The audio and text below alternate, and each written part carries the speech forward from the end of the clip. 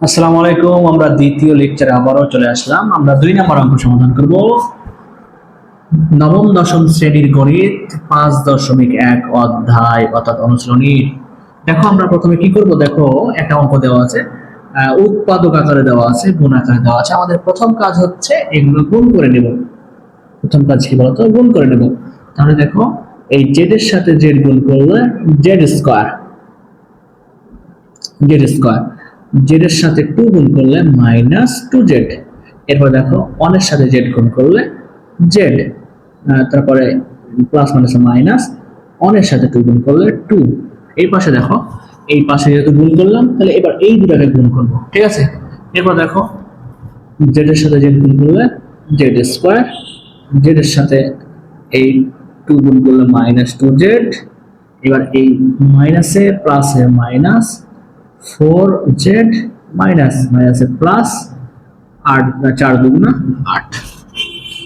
আমরা কি করলাম, আমরা জাস্ট খালি গুণ করলাম, ঠিক আছে, আমরা গুণ করলাম। এরপরে দেখো আমরা সদৃশ পদগুলো একদিকে করব। সদৃশ পদগুলো যেমন জেড স্কয়ার একসাথে করবো, এখান থেকে জেড স্কয়ারটা এই পাশে নিয়ে আসবো। তো এই পাশে আগে থেকে জেড স্কয়ার আছে এখানে থাক। আচ্ছা, এটা এখানে প্লাস, এই পাশে আসলে মাইনাস। এরপর দেখো এখানে আগে থেকে মাইনাস 2z আছে। আচ্ছা, আমরা এইটুকু একটু হিসাব করতে পারি যে মাইনাস 2z থেকে একটা প্লাস জেড যোগ বিয়োগ করলে আমাদের আনসার আসবে মাইনাস জেড শুধু, ঠিক আছে। আচ্ছা, এরপরে দেখো যদি আমরা এইটুকু এখানেই হিসাব করে নিই যে মাইনাস জেড গুলো এখানে আছে মাইনাস 2টা, আর এখানে জেড গুলো আছে মাইনাস 4টা, মাইনাস গুলো মোট 6টা হলো।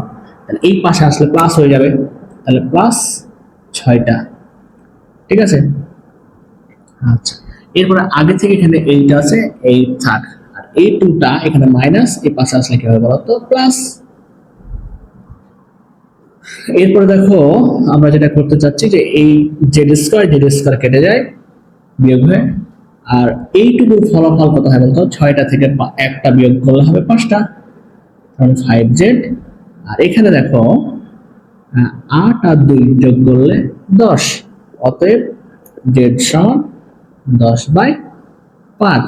তাহলে এটুকু ক্যালকুলেশন করলে 2, তার মানে z সমান কত আসবে বলতো, 2।